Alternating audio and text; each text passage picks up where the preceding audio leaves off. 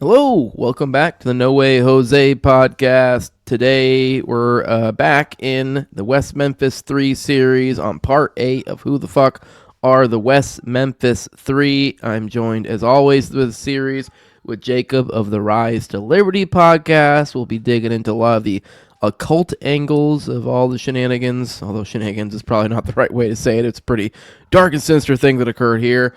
But we'll be digging into the occult side of it all. But with that, we'll see you in the show. If you like what you see here, be sure to hit the subscribe button, hit that bell for notifications. That way you can see when we're going live and when we're dropping new videos. We'll see you in the show.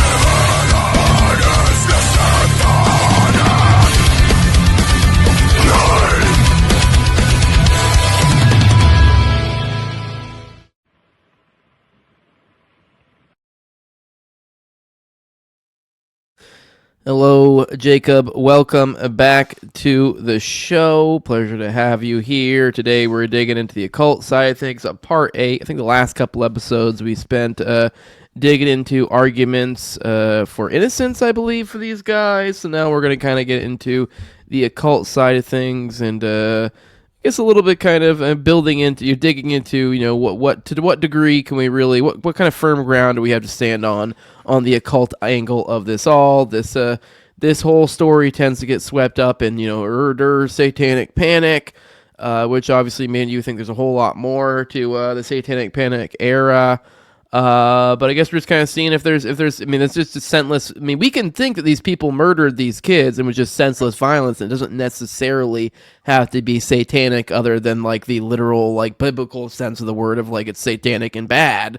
But you know, not like satanic, like a literal occult or something like that.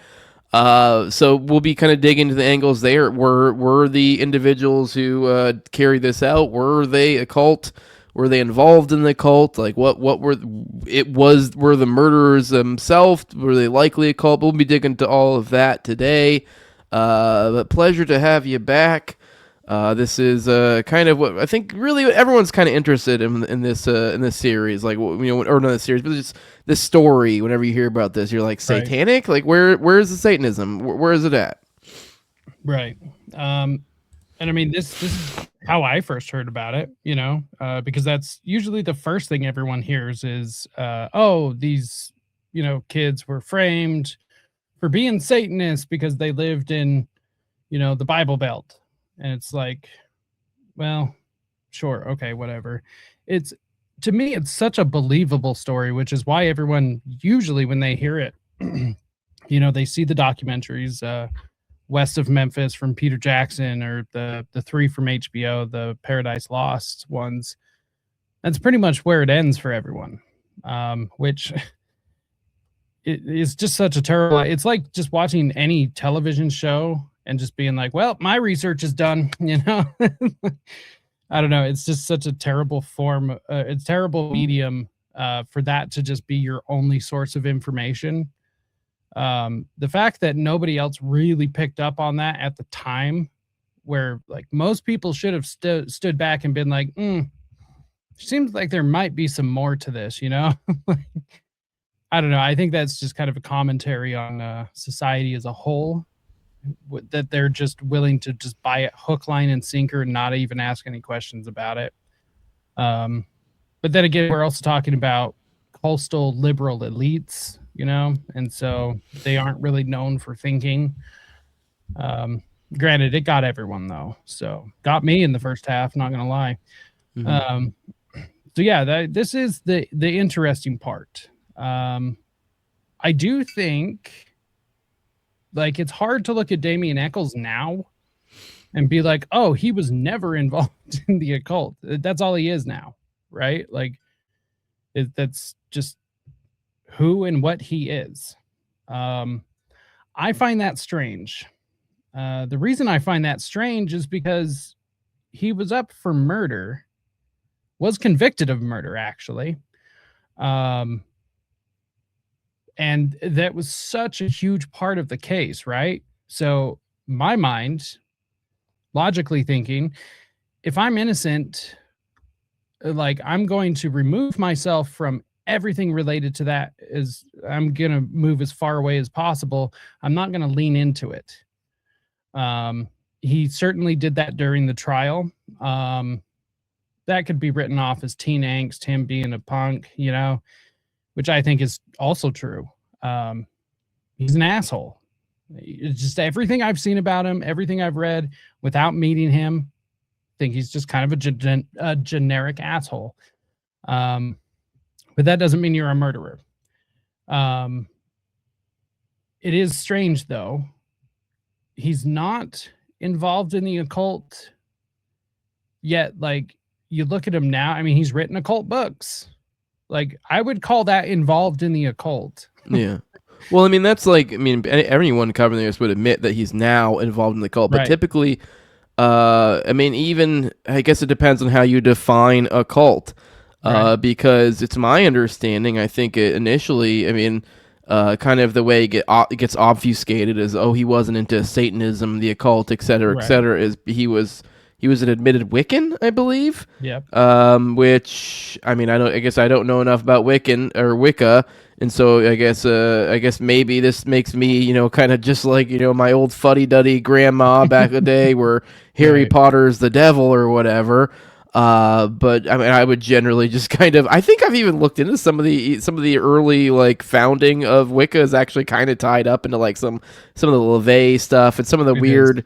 But either way, like, I think it's usually kind of floated about by the woo woo people as like, well, that's Yeah, like it's the like New Age, the good witchy. feelings, the like, oh, we're worshiping nature Mm-hmm. and the divine feminine and beauty and whatever the fuck. When it does seem to me like maybe it's just a little bit of a more contrived, I guess you could say, a faggoty version of like, I guess, you know, just generic Yeah. Satanism. But I don't know. I guess I'm just saying, like, to be like, oh, he's not a cult, but he's like, okay, but he's Wiccan. And you're like, I mean, he's kind of. So, I mean, I don't know. Maybe, I mean, maybe it's just a lack of understanding. Maybe there's some Wiccan screaming at the screen right now. Sorry, I've not devoted enough time, and maybe I am missing key context. But I think most people would just kind of generally go, "Oh, you're not in the cult. You're in Wiccan. Okay, that works too." right. It's like, I don't eat meat, but I'll still eat some chicken. It's like, so to put it simply, it's Wiccan is not outright Satanism, nor has it ever pretended to be. That's not really the point, anyways.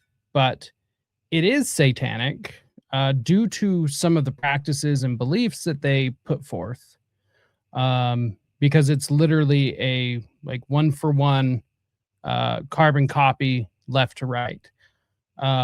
In fact, the founder of Wiccan or Wicca, the modern Wicca that we know, was he dedicated the creation of Wicca to Crowley. He was a huge Crowleyite.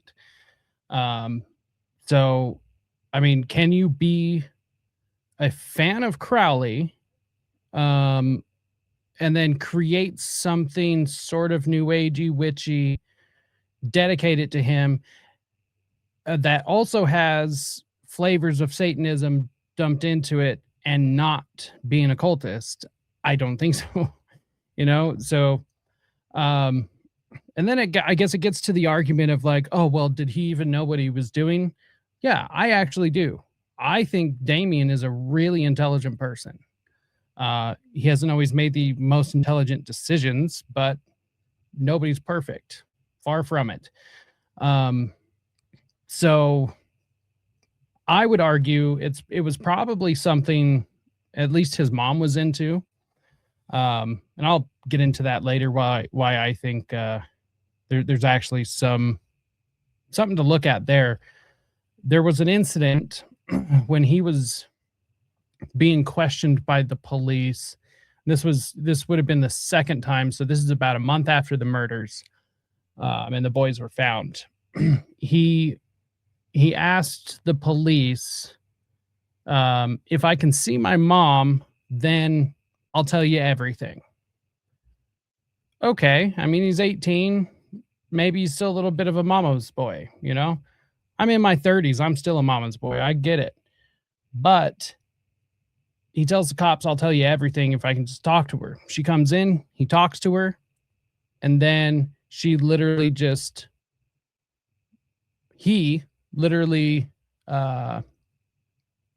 shut down. He shut down and didn't say anything. Now, when you look at that, it's kind of an innocent thing, right? Like the dude just talked to his mom. His mom told him to shut up and not talk to the cops, right? Like that's the only explanation. Well, maybe a good mom would do that for sure.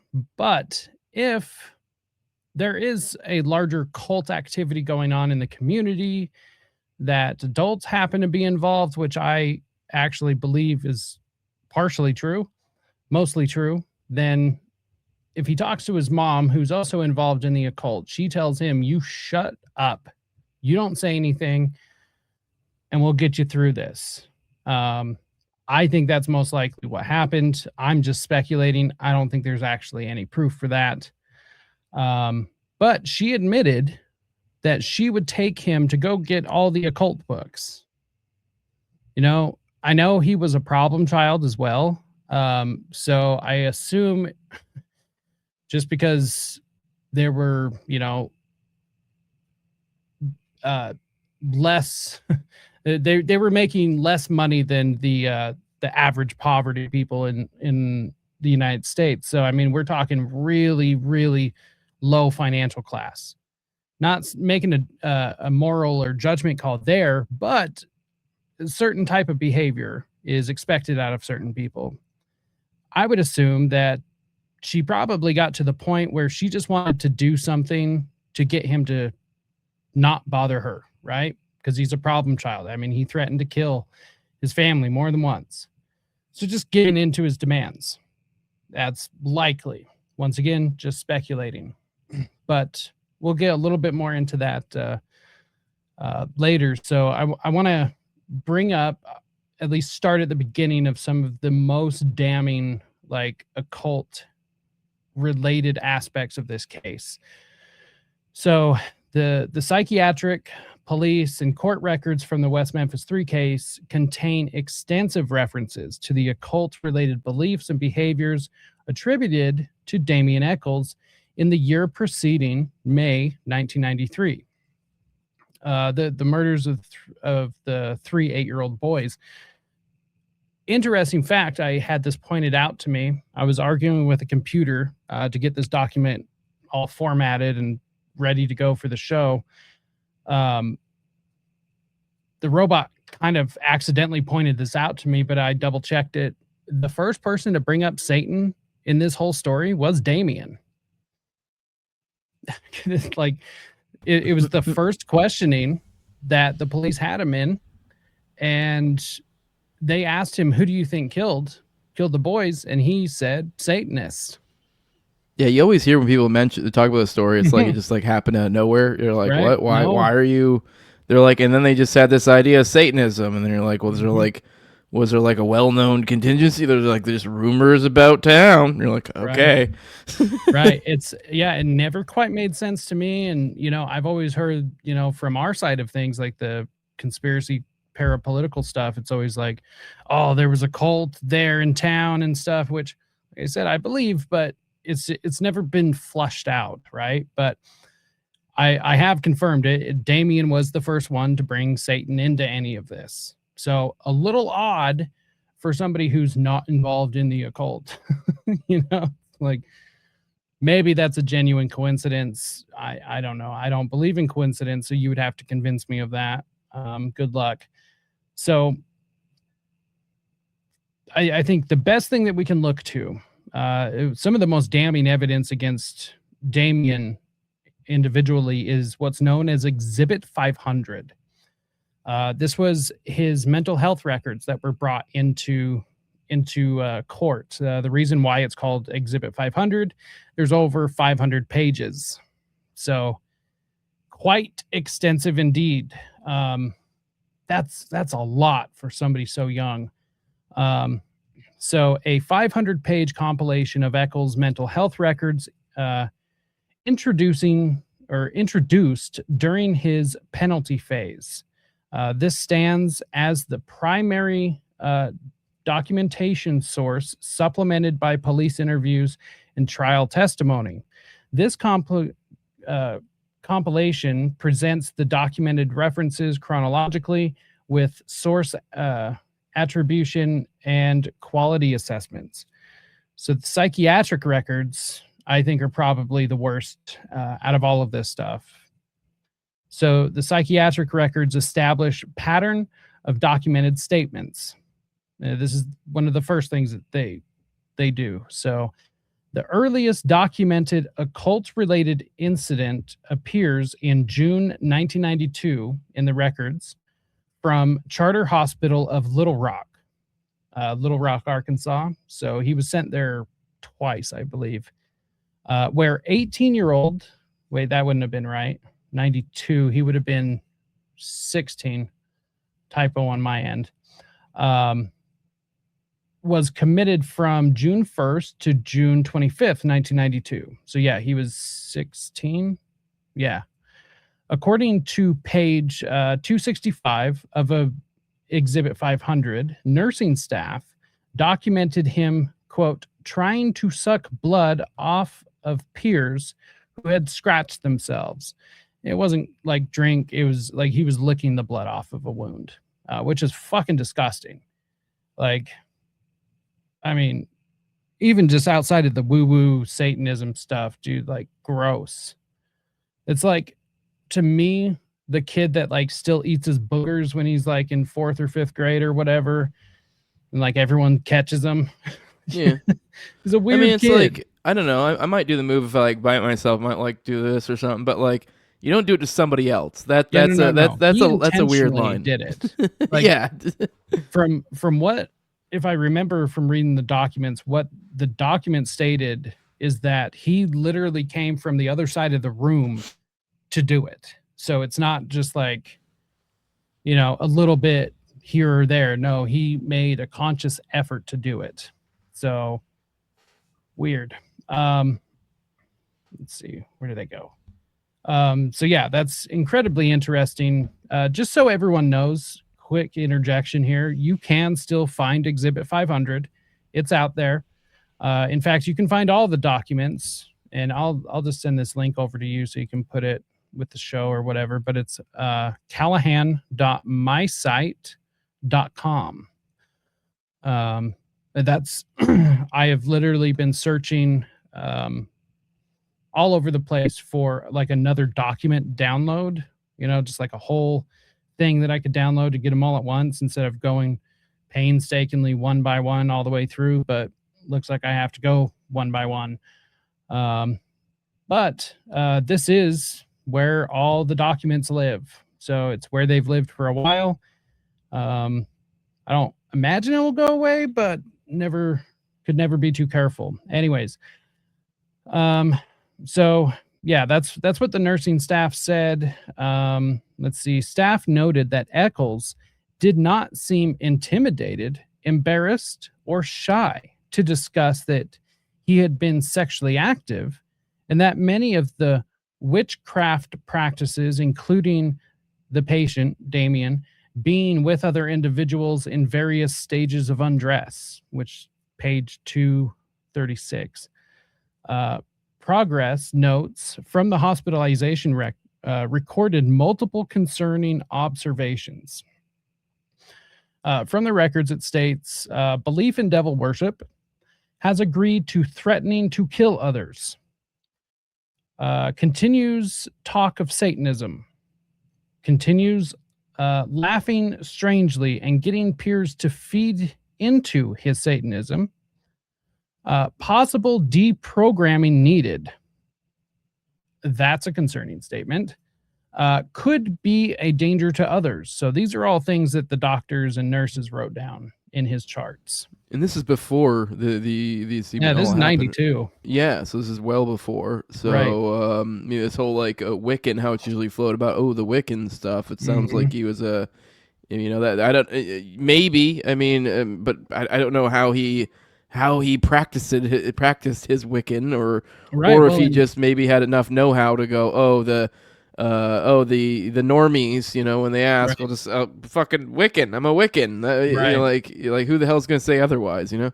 Yeah, and I do think that that's true to an extent, but I think that kind of came later because, at least in my mind, it makes sense that he would have been introduced to all of this as Satanism.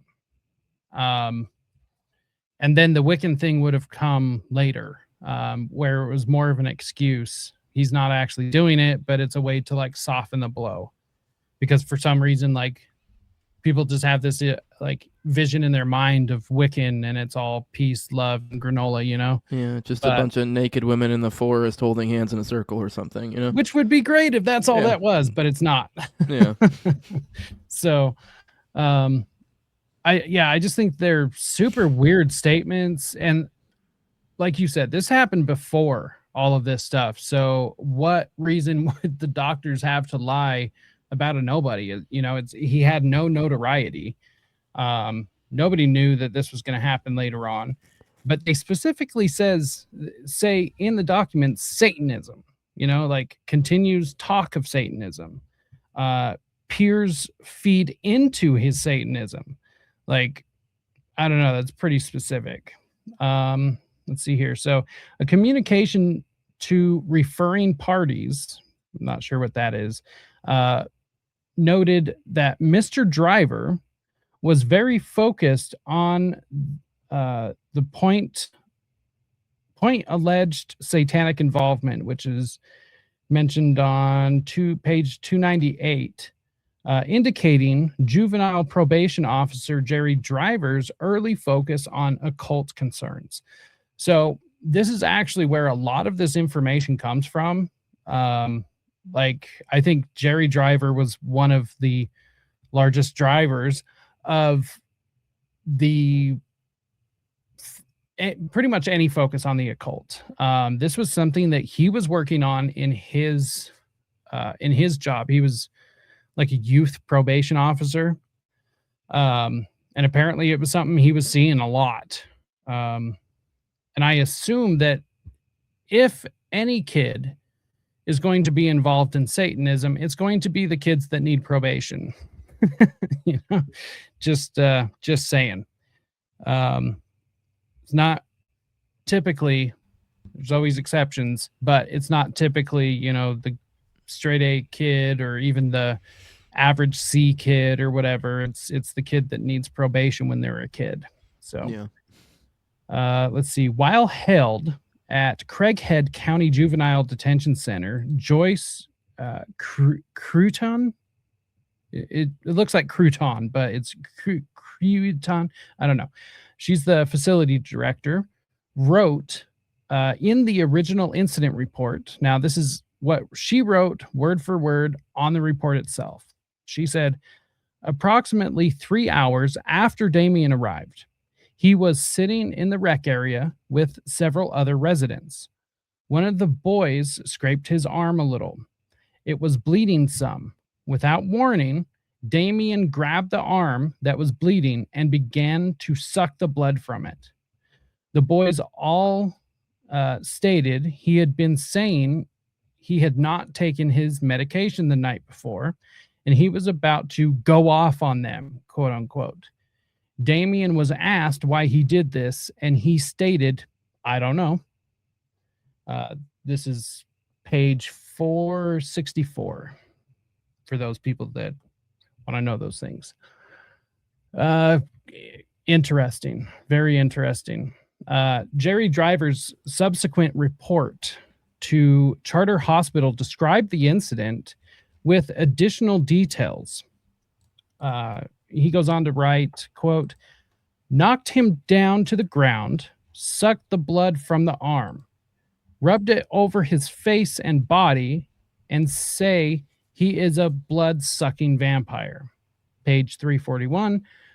A Charter Hospital psychological assessment from September 10th, 1992, recorded, quote, Damien grabbed his arm and began to suck the blood, smeared it over his body, and said he's a devil-worshipping vampire. Says he's not a vampire, but a witch, end quote. Page number 357. I mean, that's intense, dude. For a 16-year-old, I mean, maybe mental illness or just seems so specific, though. I don't know. It's strange. So, critical source note, the original detention center report describes a less dramatic incident than subsequent reports, which progressively added details about smearing blood and attacking multiple people. This escalation in descriptive language across documents represents a notable discrepancy between sources. The reason I put that in there is because it is important to point out, not that I don't think that it didn't happen that way. These official reports, these institutes, they can't have something like that on record because that makes them look bad. I mean, they get federal funding, especially back then. Every document was being read, Now they just feed it into a computer system.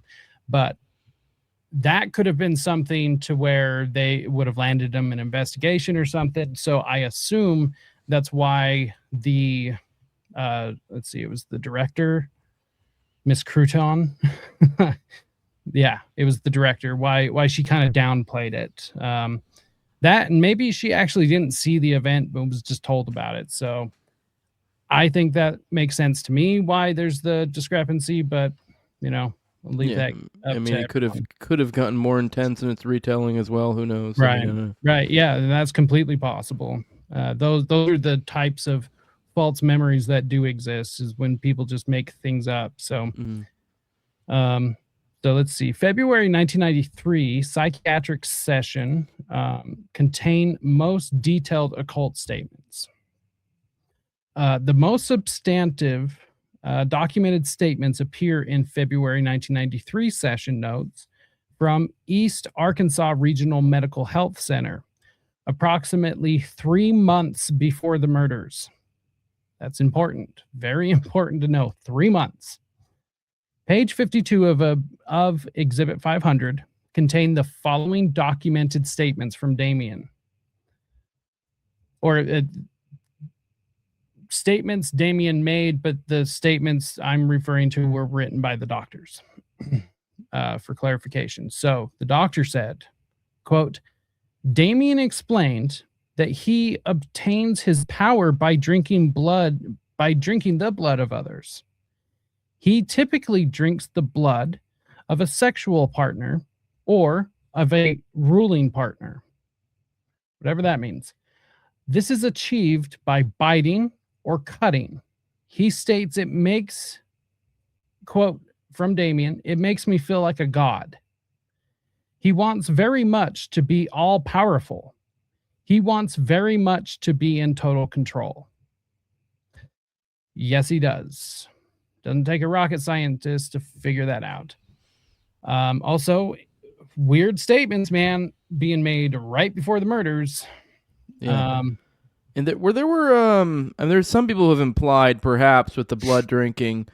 I've seen somewhere, people insinuating that I thought this sounded a little bit ridiculous. So that there wasn't a lot of blood found at the scene or something, and so the theory being is something along the lines of some sort of blood drink. That sounds a little bit ridiculous to me. Yeah, because it's is the implication here that they were kind of hung like a deer and kind of bled out, so that way it was right. That just seems I know they were hogtied, but Yeah, no. I don't know. They were not like drained of blood. Yeah, I just kind of feel like that seems a little silly. Like, it wasn't like they like cut him open and just let him like sit there and like bleed out as if you were dressing an animal or something. Right. I mean, maybe, but like I haven't heard anything in the forensics that pointed that out. But was there anything that you've seen about like that implies anything along those lines, or is that grasping on straws from the cult anglers here?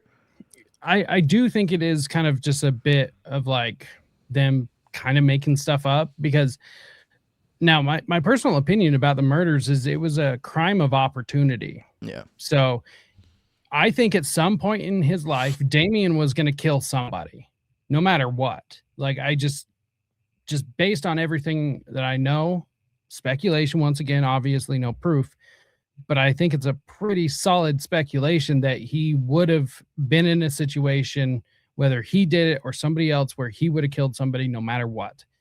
Now, so I say that because I guarantee he thought about it. He'd thought about how he would do it.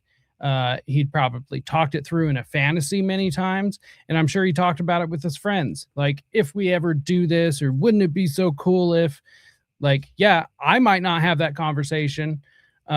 You guys might not, but it doesn't mean he won't. From everything I can tell about when he was a kid, he would have. So, I mean, he literally laughed in the faces of the families that lost their kids in court. So you're telling me that kid isn't going to have a conversation like this or think about killing people? He is. So that means, in my mind anyways, what logically tracks, what sounds reasonable to me, is that they were drinking and getting high, which was admitted, and saw an opportunity. So they didn't necessarily set out that day to kill somebody.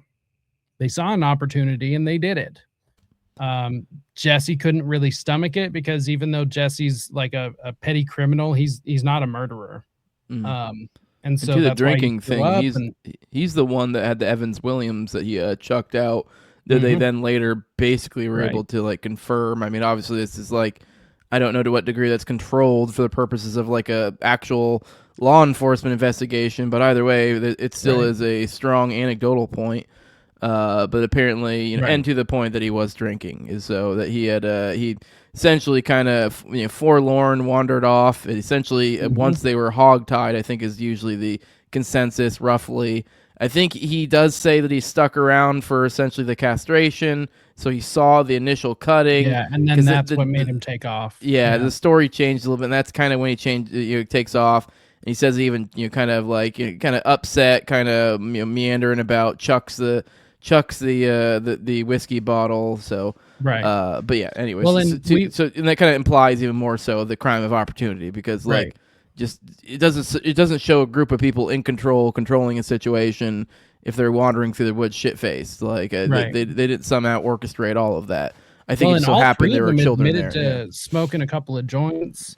Yeah, and they all admitted that that's what the plan was, right? That they were just going to go smoke a couple of joints and drink some whiskey by the river. Hey, been there, done that. But I've also, while doing that, never thought, hey, man, I'm going to kill these 3 kids. Like, I don't know. But because of some of the randomness at the crime scene is why it makes sense to me that it was a crime of opportunity, because there's no way it was premeditated to the point of like, oh, I know they're going to be here at this time, or I'll get them there, or whatever. Like, no. The boys, they were just playing. They were being 8-year-old boys riding bikes, playing by the river, Now, there could be some improvised occultness to it, I guess. Yeah. I know there's always a lot to do made about like the candle wax, which I don't know how strongly, how strong one should really feel about that, or how strong you feel about that. I mean, I don't know. It's just the wax. It seems a little bit like it could be making a lot to do about nothing. I'm unsure.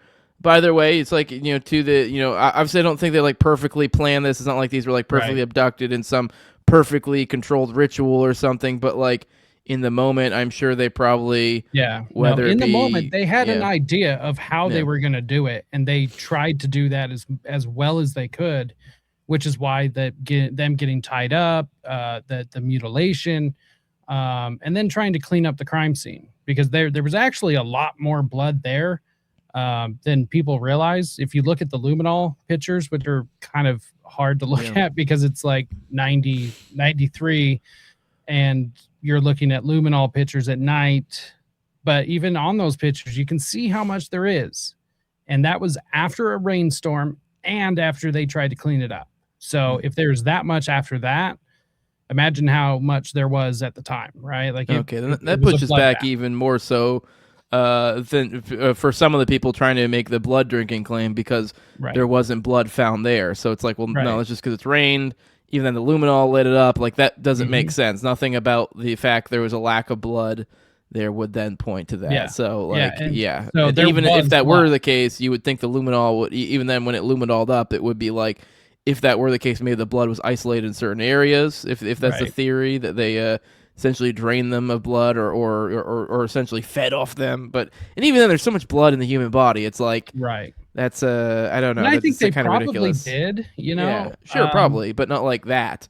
Yeah, no. It wasn't like Elizabeth Bathory where they hung them up and then bathed in their blood, you know? Like, that didn't happen. But I'm sure they drank some of it. Like, it makes sense, you know? So I don't know. I do think, you know, you got the left side, the right side, and somewhere in the middle's from most likely what happened. So, I mean, granted, these are still young, dumb kids. They're evil, but they're young, dumb kids nonetheless. So Echols reportedly stated he remembered practicing blood drinking, quote, as far back as age 10. That's intense. And, quote, does not remember where he learned to do this. Okay. The same session notes documented statements about spirit possession. So this is from one of the documents from this session. This is what the doctor wrote. Quote, Damien relates that a spirit is now living within him. The spirit was put inside him last year. He indicates that a month ago, the spirit decided to become part of him and he to become part of the spirit. This is reportedly a spirit of a woman who was killed by her husband. Weird. In addition, he also reports conversations with demons and other spirits. This is achieved through rituals. He denies that he is satanic, seeing himself more as being involved in demonology. Okay, now you're just splitting hairs, dude. But to me, this I'm not sounds involved in like demonology. I'm a witch. Yeah. Right, exactly. It's like, I love when I see, you know, somebody make a statement about Satanists on X or something, and then like the Church of Satan will be like, no, that wasn't us. That was the Satanic Temple. It's like, oh, okay. Sorry, I messed up my Satanist, you know? Yeah. Sorry, I didn't use the proper acronym, the proper group, the proper coven, the proper. Yeah, because you guys are so different. Yeah. So, yeah, that's why it's kind of, I do think he is using this stuff interchangeably to begin with. It's part of the cover up. It's him being able to, you know, his plausible deniability. But to me, reading this, it sounds as though he's being abused, you know, and the fact that he has no memory of certain things, and like the whole spirit thing, I don't know. And we do know that there was abuse in the family. That was already, you know, determined. In fact, I think Damien made a comment one time about how he would listen to his dad molest his sister. And he just like wouldn't do anything because he didn't care. Which, dude, like, I get it. Ooh, big tough guy, but fuck you for that. If that's true, that is awful. So the clinician noted that, quote, effect and mood today continued to be bland, although there was more emotion when talking about blood drinking. Kind of a weird note. So Jerry Driver, Crittenden County juvenile probation officer, provided the most extensive statements about Echols' occult involvement in a December 3rd, 1993 recorded interview with Detective Bill Durham. Driver claimed direct conversations with Echols beginning on May 29th, 1992. Let's see. So this is Jerry Driver talking to Detective Bill Durham. Quote, Mr. Echols said to both of us that he was involved in the occult, but not as a devil worshiper as such. He said he was a gray witch, and that he had a group of people that practiced or participated in this with him, and that his main participant was a boy named Jason Baldwin, who also lived at Lakeshore. Okay. Gray witch, he's found the balance in the Force. Yeah. I don't think I've heard of Gray Witch before. I've heard them use it for Jedis, but right. I guess it's the same basic idea. It is. I mean, within all fairness, a lot of the Star Wars stuff was based off of the occult stuff, so vice versa, it makes sense. But he's ascended. Yeah. I mean that is some Kabbalah shit right there. That's like neither evil nor good. You find a balance in both. You're like, that's some like, oh, we're top level magicians here. We're above good and bad. We're utilizing the power of both.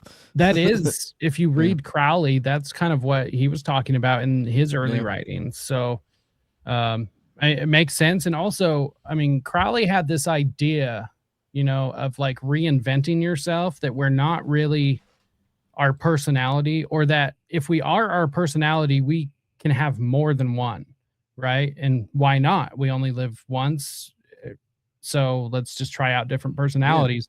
Sounds weird. May as well traumatize yourself and give yourself DID. Exactly. Why? Yeah. Why not? But then ascending to this ability kind of seems like a gray witch in the way that he's talking about it. So I don't know, as a massive fan of Crowley as he was, he was totally gay for Crowley, like, but I don't know. There's a lot of parallels, a lot of stuff that Echols knows about the teachings of Crowley for him to not be into the occult. All I'm saying, like, you don't read a book of something you're not into. You just don't.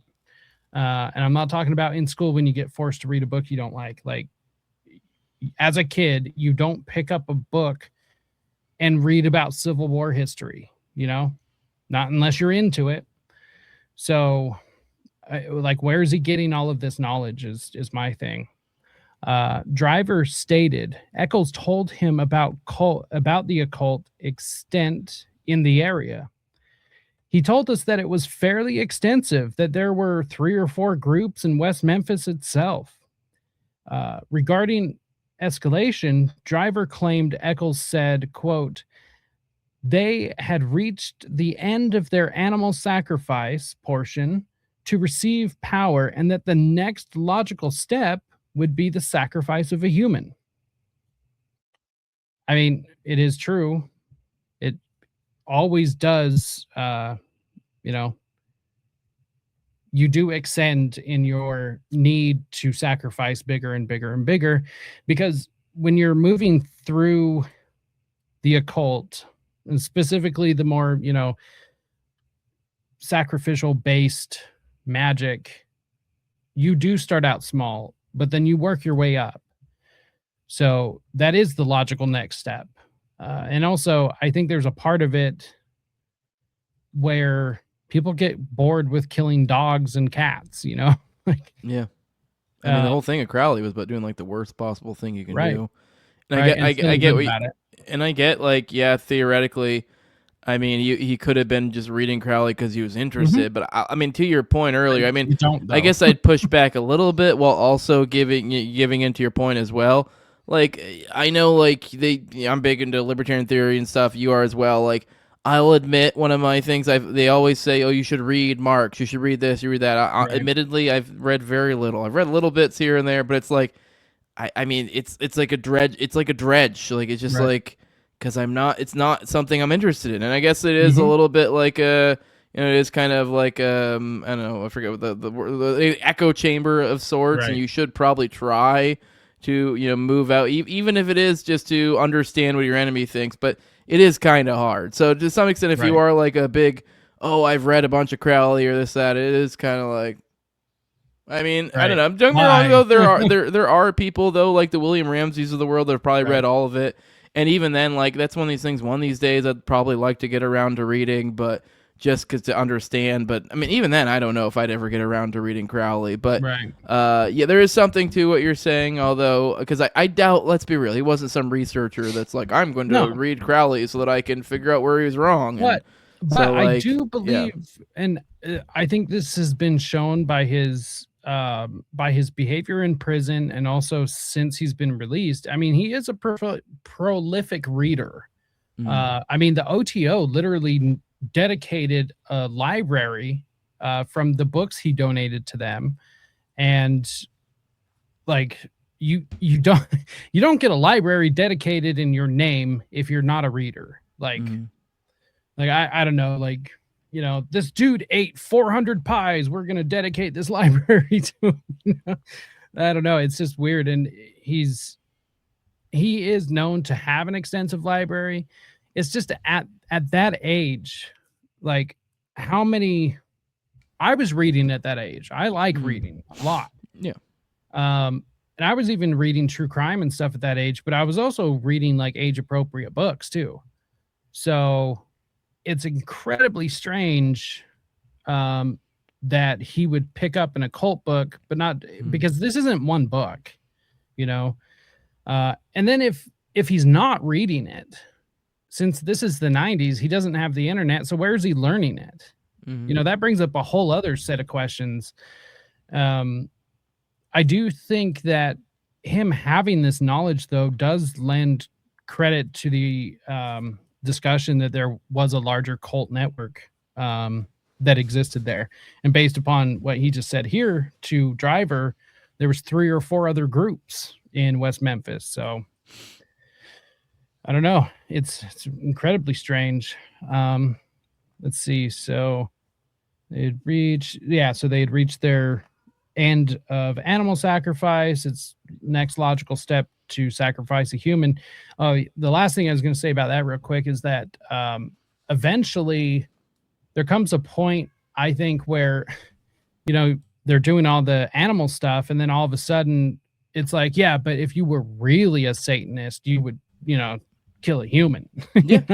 Yeah, you do the Like, worst thing possible. I mean, it's just a like lot of, a gang lot of people always, initiation. a lot of people will try to obfuscate about whether like Crowley ever did some of the worst possible stuff, like pedophilia and stuff like that.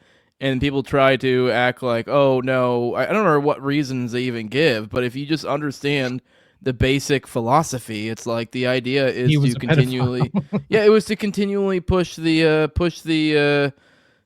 boundaries of what Mhm. is permissible, and the point is to where you are everything is permitted, Mhm. and do what thou wilt, essentially, which Right. in the worst possible interpretation. So Right. yeah, but I mean, that's honestly, so having been a Satanist at one point, if you strip it all the way down, that is Satanism. It's just, it's moral relativity, it's hedonism, it's like egotism, like on a level that like you're a god, like, and then also like the social Darwinism thing where it's like I'm gonna, cause harm, and I'm gonna step on people so that I get further in life. I mean, that is Satanism. That's Levian Satanism. That's literally 101 for everyone, which is why I think this stuff is actually really dangerous. Because, I mean, if you get to that point when you're 18, 19, I mean, it doesn't get better, And if you start thinking of people as less than you, we've all seen how that plays out in history. So, it is, in my opinion, incredibly dangerous philosophy to put out there. It's definitely not child appropriate. So, let's see. Now, one Go ahead. question I do have. Mhm. I think you may have mentioned it earlier in this episode, but there's the one lady who claims essentially going with Echols and Miskelly to go to essentially some sort of satanic Right. orgy of sorts. I know later they end up saying that was a lie. I'm assuming they were dealing with some other legal problems. So some people, I don't know if she explicitly said this was the case, but some people, I think, maybe fill in the blanks, perhaps, and are insinuating she had other legal stuff going on, maybe that somehow played a part. I'm not sure. I mean, it doesn't really make much sense for her to Right. lie and make that all up. That is quite the crazy claims. But I mean, I don't know. So what are your thoughts? I know it was Victoria Hutchison is the one Right. that made the claim. So what are your thoughts on that? I mean, Yeah, I mean, this is definitely something that people on both sides bring up. Typically, the innocent people bring it up more. It's just because they're like, "Ooh, look, she recanted her stuff." Well, that doesn't really change anything. Now, at the end of the day, what it does, if it does anything, in my opinion, it does cancel everything out, because that means if she lied back then, why is she not lying now? You know, it's like, you admit you're a liar, then we just can't trust anything. So now I don't know if I believe everything she said originally. I do think that there was some sort of, I don't know, maybe a promise that something gets dropped, or maybe her parking tickets go away or something. Once again, you got to remember, like, I I don't have a better way to put this. The poor white trash we're dealing with here, right? Like, um, but I don't believe that she was 100% lying. That's just, it doesn't make sense because it matches up with the other things that were happening. Um, but ultimately, we can't believe any of it, you know. So if she admits that she's a liar, then that means we can't take her admission, or we can't take her testimony or her recanting her statement. We can't take either of them seriously, ultimately. okay, I'll let you back. I know you were about to get into something before I asked the question. Yeah. So Driver also documented concerns about a baby sacrifice plan, citing drawings that we. This is a quote. Quote: drawings that we had confiscated from him from Damien, showing 4 tombstones and a baby's foot from behind it, and a rattle and power emanating up into the moon. So there's multiple examples of that. Let's see. So within Exhibit 500, you can see this referenced, page 82, 175, 368, 403, 456, and 468. References allegations that Echols and his girlfriend before Domini. Okay, Domini was the girlfriend when he was arrested, when the murders happened. They're talking about the girlfriend before. Let's see, he was 17. I think she was like 14 or 15. She was pretty young. And she was terrified of him. He said he wanted to get her pregnant so they could sacrifice the kid. And she ran away with Damien for like a week. Jason helped him. And then when Damien told her that, she turned around and ratted themselves out to the cops, because she's like, I need to get away from this dude. So, let that, speak for whatever. Let's see. Echols and his girlfriend planned to sacrifice their firstborn child, though Echols denied this on at page 236. And it's like, but dude, we found you saying it. Like, deny it all you want, but at least in that moment you were all for it. So now I don't give like 100% trust to Jerry Driver, just like anybody else. I do believe him, probably more than a lot of people in this whole case. But just another person to not entirely, trust without thinking about, trust but verify sort of a thing. The things that he have said make more sense logically and reasonably, and also they match up. So it's like, can I prove the things that you say in any other way? His stuff has matched up almost more than anyone else's. So, I think he's kind of like maybe like a John DeCamp character in this, where it's like, you've got some sketchy background. I don't know if I can get too close kind of a thing, but you've given me some really good information. It's kind of like that. So let's see. This is going to be interesting. You're going to like this part. So this is physical evidence seized and documented. Detective Brian Ridge's May 10th, 1993 interview report documented Echols wearing a pentagram necklace purchased at Mall of Memphis and having EVIL tattooed across his left knuckles. Ridge reported that when asked about items to search for, Echols stated, quote, "We should be looking for stones in the area, candles, a knife, and some type of crystals." So when he's being interviewed by the police, it's really funny how they start talking to him, but they start talking to Damien like they're going to a senior detective for advice, Yeah. And they're like, seriously, it's so funny the way that it's described. And he just starts telling them shit like this. And the detectives this is a skilled detective to do this, because Damien's like, he's overconfident.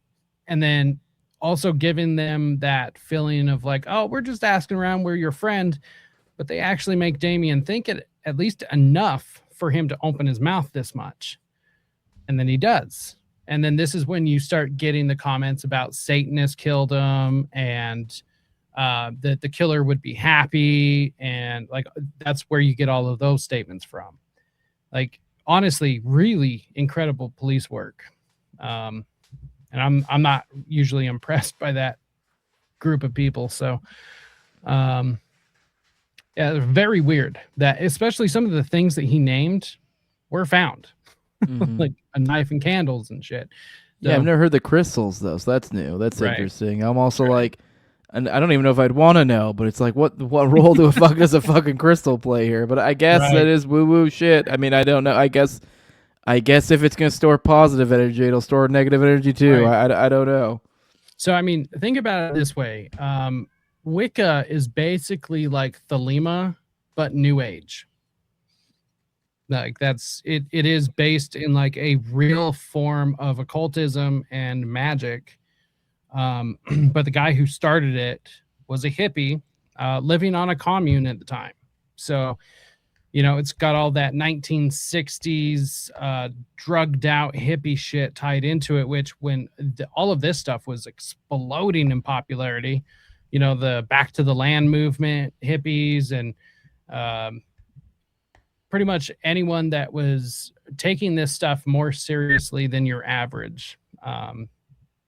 Communes, I didn't realize. I did research into that, and they were way more common than most people think. They were all over the place too, just like little cults everywhere, like chickenpox. Let's see. So items documented as seized from Damien Echols include a Book of Shadows, whatever that is, States Exhibit 110, containing pentagram and upside down crosses, probably a just notebook, I assume. A book of Never on a Broomstick with chapter Rising Devil underlined in red, which is an actual occult book.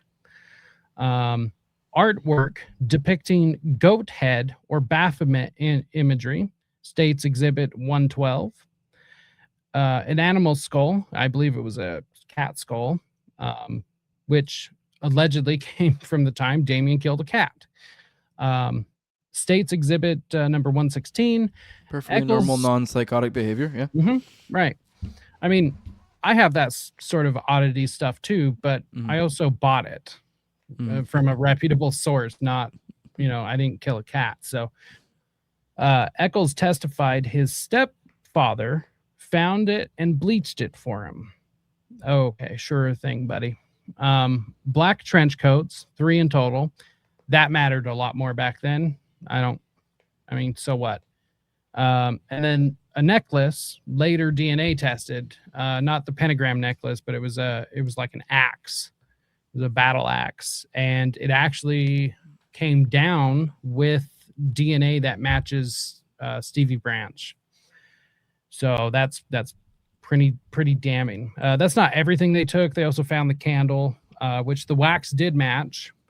This was like this early like proto DNA though, right? Because I think we had talked about it in a earlier episode. So like while you say it matched him, it was like this like how do I put it? It was mitochondrial DNA. So I mean, it is pretty confirming, but it can't determine an individual. Yes, that's what I was getting. It's not like the sort of DNA we typically deal with today, where it's like this is foolproof, like motherfucker, this is you. Well, actually, we still do mitochondrial DNA because it still has its place depending on what you need it for. And in fact, the very first DNA they tested was mitochondrial, and then in 2011 they did nuclear testing. Well, those results are still being kept private by the defense attorney for some reason, which, in my mind, if I was sitting on information that exonerated my clients, that is out there. It's going everywhere. But if I get information that looks really bad for my clients, I'm going to hide that shit away. Now, 10 months ago, as of the recording of this, there was new DNA testing approved. So this case just doesn't fucking stop. It just keeps going and going. New DNA testing was approved. It was the new company, like whole thing. The judge informed them that in order to start this testing, the results from 2011 will be made public, period. They have no choice. Now, we haven't heard a single thing about the new DNA testing since that was told to them. So I don't know.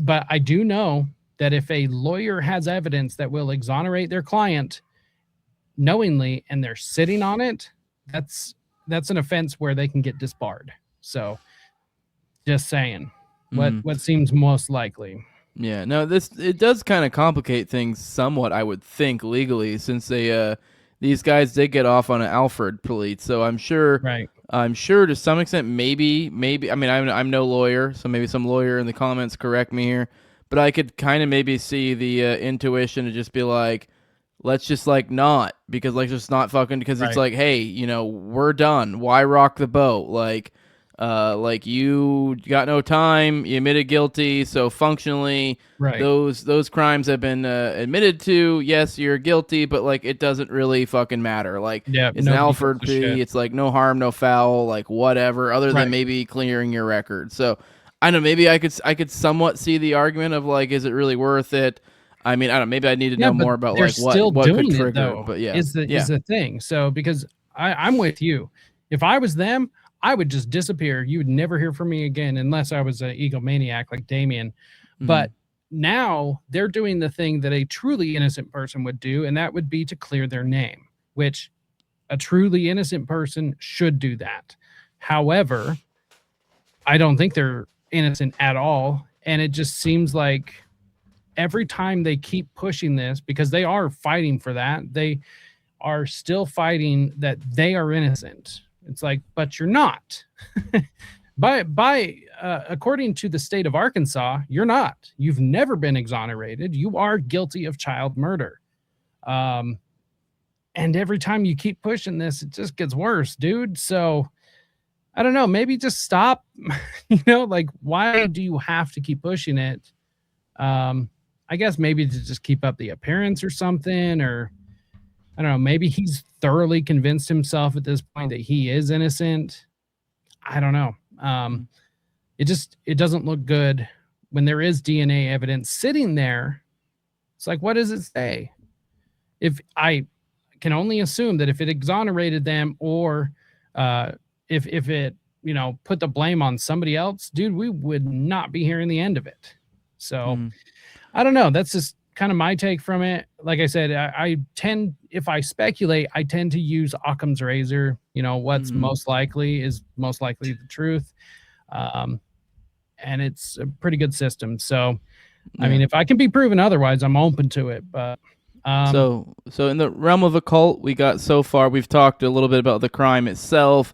I mean, it seems like maybe there's a possibility there was an occult angle to some of this. Although, the more loose-lipped individual here claims that they left before they really saw any of that overtly sort of thing happening. So we don't really have much of confirmation, but it seems like there is a... Okay, I guess we can come back to that. And then also it sounds like we have a decent argument for, these being occult individuals, especially Echols himself, on that path. So I guess Phil, or push back, I guess, what you were saying. So yeah, it's just, I actually think there's a lot more to it than, there's a lot more confirmation than almost anything else, honestly, that this was like occult related, just because of who they are. Because now we actually do have, the possibility of hindsight. You have to take everything in for who Damien is now. Honestly, I think everything all three of them are. Jesse Miskelly is literally living right back in the trailer park. He lived with his dad until his dad passed away. He's an alcoholic. He has some parking tickets and stuff, but otherwise he stays quiet and out of the way. That's it. Nobody's heard from him. Jason tried to start like a GoFundMe or launch a plan and get a bunch of money so you can do something with it. He was going to write a book. Ended up getting like 150 grand from a bunch of supporters. It's like 9 years later and no book. So, or I'm a little bit shorter than that, like 5-6 years or something. No book, no comment. And of course, Damien is the media whore. So there's that. But you take into account like what it is now, but you just start looking at what people were saying. I mean, there was a reason why everybody in the town was scared of Damien. One of the things that his classmates were saying to the police when they were investigating this, that they didn't want to talk because they were scared that Damien would do something to them. I don't know. I mean, it's like, I have a hard time just believing that this just wasn't more prevalent. I mean, it got brought up in the newspapers. It was, everyone knew about it, people like to downplay it. Sounds like we didn't necessarily disagree. I think we were saying the same thing, but in different ways. What I was saying was just that, like, so far as like what we can really have a strong belief or strong evidence to point to one thing or another. So far as the literal event itself, we don't have a ton because of their act. That's what I was getting at. But so far as the individuals who carried out the act, especially especially the main guy. I don't know how I just thought slipped his name. I just said him like 10 minutes. Echols. Especially Echols. There seems to be strong things to heavily imply they were on that path. So maybe we are kind of chasing shadows. Ironically, I guess, to like his book from earlier. So we're somewhat chasing shadows, trying to overtly nail this with like, actual explicit like occult, this is for sure. But so to some again, I guess there's a little bit like I guess an argument to, when it comes to criminality, maybe not lean too much into that. I understand it is what kind of somewhat makes it maybe not fun, maybe not be the right word. But you should at least, bear these things in mind. I mean, I'm not at all saying, shy away from those sort of things. I love to delve into that. But when it comes to like trying to prove out a case, it is probably maybe a little bit better somewhat to focus on like, all right, what can we prove? And then from there be like, and here's some other little fun little nuggets. So I think there are a couple of things that we can point to that show at least a minor occult influence. I don't necessarily believe it was an occult murder, right? It was murder, flat out. I don't know how premeditated it was. Like I said, I believe it to be a crime of opportunity, a crime of drunken high passion, and because the dude is psychotic, all three of them really. But the fact that there were three of them, because here's the thing is there was a reason where they said, this is perfect. We got to take this, right? There were three of them. Three is a huge number in the occult. It's all over the place. Now, I see the number thing because I think the whole like numerology and so I think it's complete and utter bullshit. Sorry if anybody out there likes it. What I can put any meaning to it that I want, and so can the next occultist, right? So at a certain point, it doesn't matter because you're never going to figure it out, or it's going to mean something entirely different to another group. So I guess basic stuff is okay to know for the research of this stuff, but it's largely pointless. There were three boys. There were three murderers, and there are a few other threes that you see throughout the case. The point of making them suffer more than just killing them, I think is a way to point at the occult as well, because it wasn't just like, I want to kill these three kids, because then they would have killed them and it would have been done. There was a lot more thought about how to do it, tying them up, torturing them a little bit. These are occultic elements. So I do think just the crime itself has occultic elements to it. So it was committed by somebody with with some sort of occult knowledge, because it doesn't make sense otherwise, really. It doesn't make sense for a random act of violence to do that.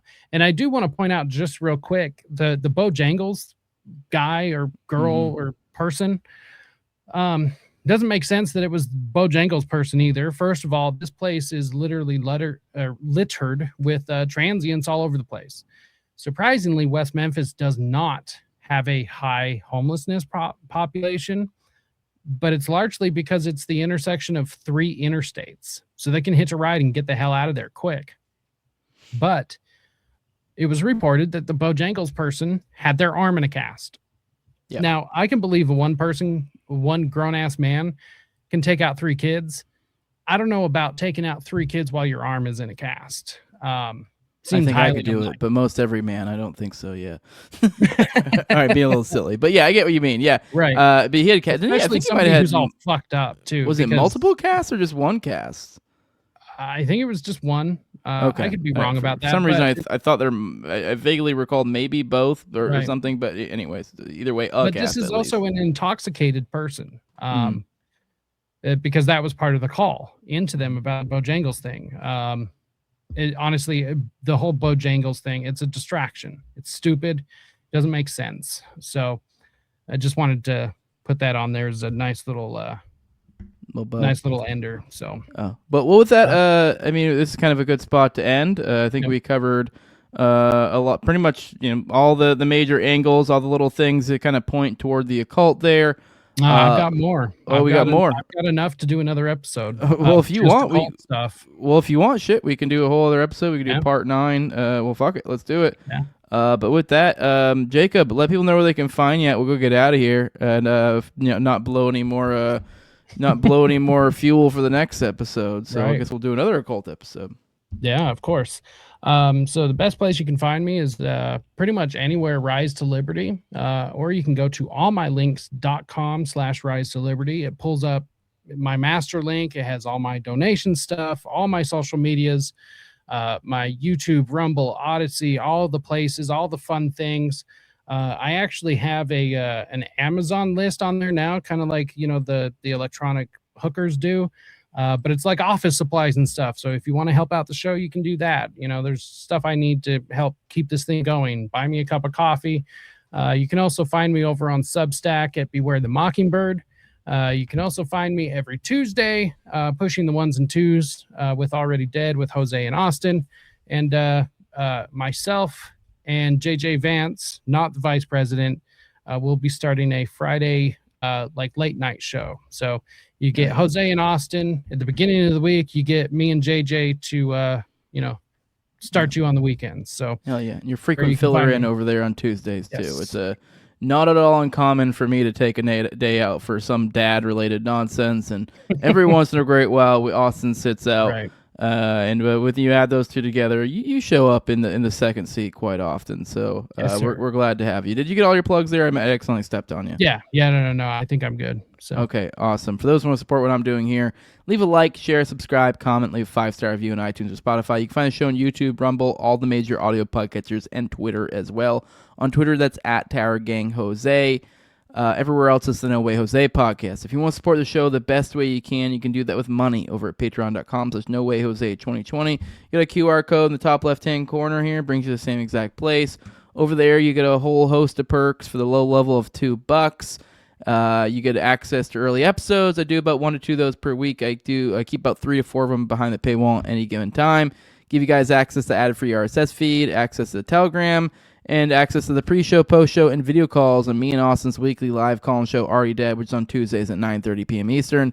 I also give a big shout-out to the highest level of my Patreon, which is my sponsors. It's a big thank you for their support. I have my previous co-hosts on Tower Gang, at Leonard Tote, also at Brigade D's, at ZOVRCK, at _Invizeal, Tim Tull, at John Klebold, big fan of the show, Torn May, at Wayne Tackless, 100 Car for Kids, No Free Lunch, Jack, Mark Vestibule, Jacob Wintergrad of the Biblical Energy Podcast, and John Black, that beautiful bastard. And with that, we will see you guys in the next one. Love you all. Bye-bye.